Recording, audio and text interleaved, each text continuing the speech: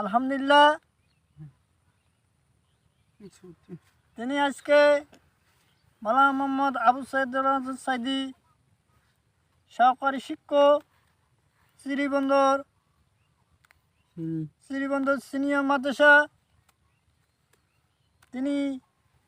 প্রধান অতিথির জন্য দোয়া প্রার্থী ছিল।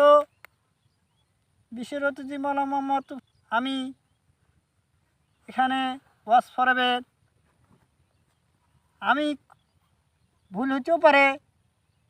যেহেতু এই আহলে হাদিস আন্দোলন বাংলাদেশ আকীদা বিশ্বাস করতে পারে, সেই আহলে হাদিস যেন আকীদা বিশ্বাস করতে পারে, তার অন্তর থেকে যেন বিশ্বনবী মুহাম্মদ রাসূলুল্লাহ সাল্লাল্লাহু আলাইহি ওয়াসাল্লাম বললেন, মোহাম্মদ রাসূলুল্লাহ সাল্লাল্লাহু আলাইহি ওয়াসাল্লাম বললেন